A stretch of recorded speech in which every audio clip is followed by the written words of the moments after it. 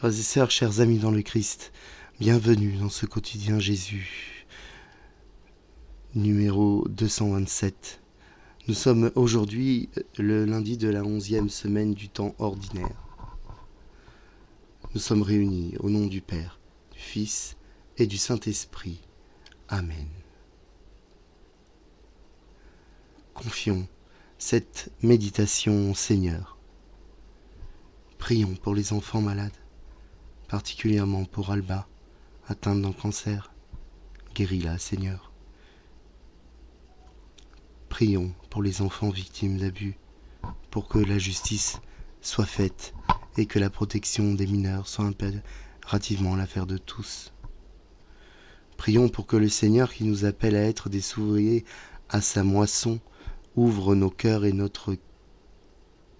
yeux, afin que nous soyons guidés par l'Esprit Saint, volonté agissante de Dieu, pour accomplir ce qui doit l'être. Pardonne-nous, Seigneur. Pardonne-nous parce que nous ne sommes pas toujours au rendez-vous, parce que parfois nous ne nous levons pas pour le travail, pour la moisson, parce que nous nous mettons à côté, parce que le travail nous paraît trop dur. Je confesse à Dieu Tout-Puissant et je reconnais devant vous, frères et sœurs, que j'ai péché en pensée, en parole, par action et par omission. Oui, j'ai vraiment péché. C'est pourquoi je supplie la bienheureuse Vierge Marie, les anges et tous les saints, et vous aussi, frères et sœurs, de prier pour moi, le Seigneur notre Dieu. Que Dieu Tout-Puissant nous fasse miséricorde, qu'il nous pardonne nos péchés et qu'il nous conduise en sa vie éternelle. Amen. Seigneur, prends pitié. Ô Christ, prends pitié. Seigneur, prends pitié.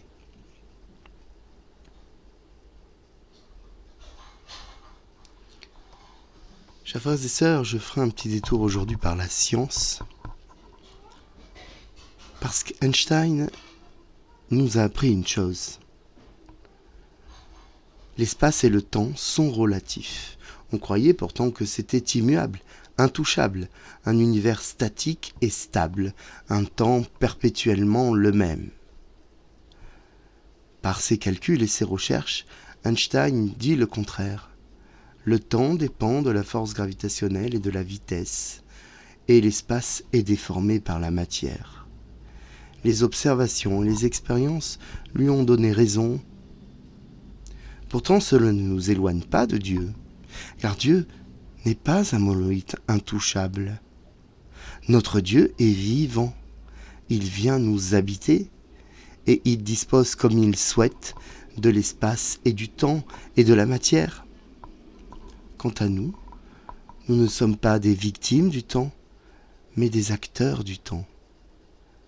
C'est une question de volonté et de choix.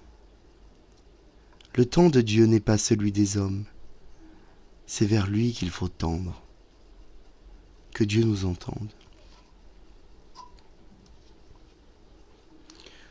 Nous continuons aujourd'hui notre lecture de la seconde lettre de saint Paul apôtre aux Corinthiens et nous lisons dans l'évangile de Jésus-Christ selon saint Matthieu au chapitre 5. En ce temps-là, Jésus disait à ses disciples : « Vous avez appris qu'il a été dit œil pour œil, dent pour dent. Eh bien moi je vous dis de ne pas riposter aux méchants. Mais si quelqu'un te gifle sur la joue droite, tends-lui encore l'autre. Et si quelqu'un veut te poursuivre en justice et prendre ta tunique, laisse-lui encore ton manteau. Et si quelqu'un te réquisitionne pour faire 1000 pas, fais-en 2000 avec lui. À qui te demande, donne. À qui va emprunter, ne tourne pas le dos. » Nous acclamons ta parole. Louange à toi, Seigneur Jésus.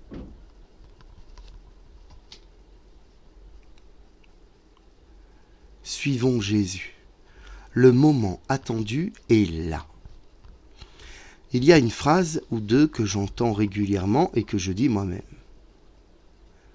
Ce n'est pas le moment, par exemple. Ou bien encore, là, je n'ai pas le temps. Ces phrases sont vraies. Il n'est pas question d'accuser ceux qui les prononcent de mensonges. Elles sont vraies dans la réalité de ce monde. Monde matériel, monde dont le temps est compté. Monde qui nous contraint, quoi qu'on en dise, à faire des choix parfois très difficiles. Mais j'ai conscience d'une chose. Cela ne sera jamais le moment de quoi que ce soit. Cela ne sera jamais le temps propice. Pourtant, Paul, dans sa deuxième lettre aux Corinthiens, nous dit radicalement le contraire. Voici des siècles, voici des millénaires que le peuple attendait son Messie, et le moment favorable de son arrivée. Saint Paul tranche. Il nous dit que ce moment est là, que le jour du salut se fait continuellement présent. Un bon exercice, chers frères et sœurs, serait de noter dans une journée habituelle ce qu'on fait, heure par heure, minute par minute, sans ne rien oublier. Je vais m'y atteler et je vous en rendrai compte. Puis, il faut en faire l'analyse, voir ce qui reste inachevé par manque de temps, ce qui pourrait être éliminé, car inutile, et constater que finalement, du temps on en a, car une journée éveillée, c'est au moins 12 heures. Car les tâches superflues foisonnent, mais le temps accordé à Dieu, je parle pour moi, est moindre. Le temps est une question d'emploi du temps, d'agenda, et l'agenda est fait pour l'homme, non pas l'homme pour l'agenda. Saint Paul nous délivre un évangile radical, non pas radicalisé, mais radical, en ce sens qu'il nous appelle à changer de vie pour suivre le Seigneur. Cette radicalité ne se vit pas dans la protestation ni dans les cris, mais dans un contre-courant de ce que fait ce monde et de ce que ce monde dit sur nous. Aussi, pas de scandale, pas d'imposture ou de mensonge, pas de mortification, mais la vie et la joie. Aux sanctions de ce monde, aux accusations de ce monde, nous devons répondre son inverse et supporter avec endurance ce que nous vivons au nom de la croix, au nom de Jésus.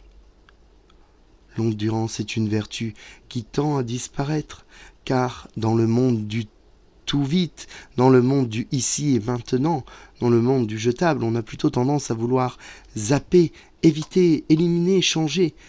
Car c'est connu, la vie est trop courte, après tout, n'est-ce pas? Non. Non, la vie n'est pas trop courte. D'une façon globale. En excluant évidemment les causes non naturelles de mort qui ne sont pas justes. La vie dure ce qu'elle doit durer selon la volonté de Dieu. Durant une vie, nous avons le temps de faire beaucoup de choses. Le commandement de Jésus sur la non-violence, lorsqu'il nous demande de tendre l'autre joue une fois qu'on a reçu une claque, est connu de tous, est connu de tout le monde. Il est même en général moqué comme un signe de faiblesse. Après tout, pourquoi se laisser faire? Pourquoi ne pas répondre?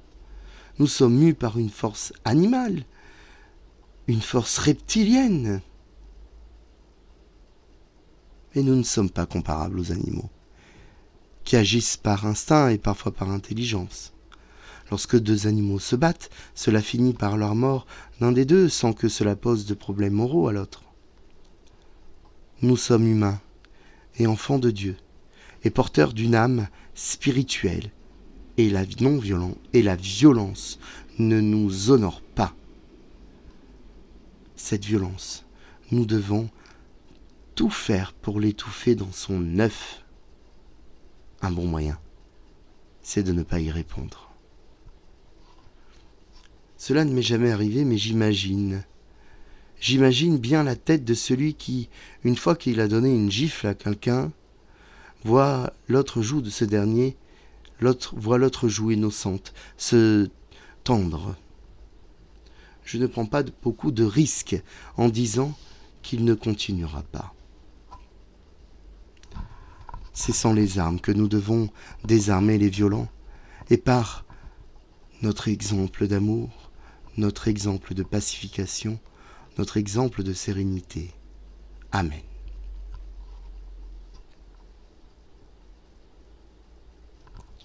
Prions, chers frères et sœurs. Aujourd'hui, dans l'office des lectures, nous pouvons lire le commentaire de Saint Cyprien sur la prière de notre Seigneur. Notre prière est publique et communautaire. Avant tout, le Christ, docteur de la paix et maître de l'unité, n'a pas voulu que la prière soit individuelle et privée, comme si l'on ne priait que pour soi. Nous ne disons pas « Mon Père qui es aux cieux », ni « Donne-nous aujourd'hui mon pain de ce jour ». Chacun ne demande pas pour lui seul que sa dette lui soit remise, qu'il ne soit pas soumis à la tentation et qu'il soit délivré du mal. Notre prière est publique et communautaire, et quand nous prions, ce n'est pas pour un seul, mais pour tout le peuple, car nous, le peuple entier, nous ne faisons qu'un. Fin de citation.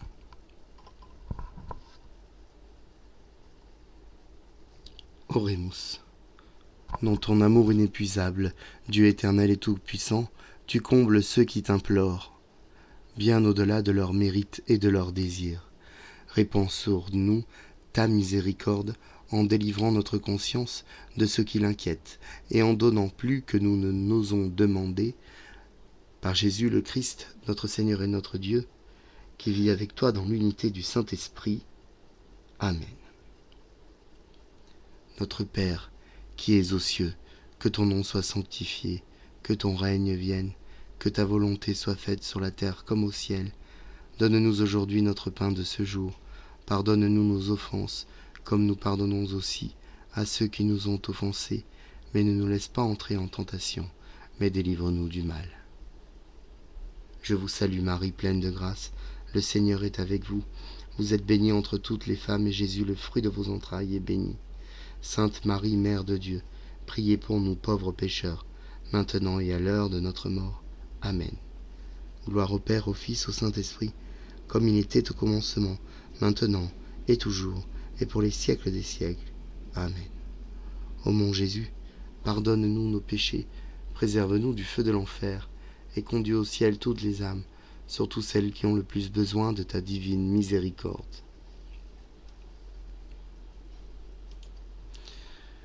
Chers frères et sœurs, chers amis dans le Christ, je vous souhaite à toutes et à tous un bon lundi, un bon début de semaine. Ce n'est pas le premier jour de la semaine chrétienne, puisque la semaine chrétienne commence le dimanche, mais c'est le premier jour de la semaine civile et du travail pour beaucoup d'entre nous. Que nous soyons, vous et moi, de bons ouvriers à la moisson de notre Seigneur, que nous parvenions dans nos lieux de travail, dans nos associations, partout où nous sommes appelés à œuvrer, des artisans de paix, des artisans d'unité, des artisans de joie. Demandons à Dieu de nous bénir, lui qui est Père, Fils et Saint-Esprit. Amen. Bonne journée à tous, à demain.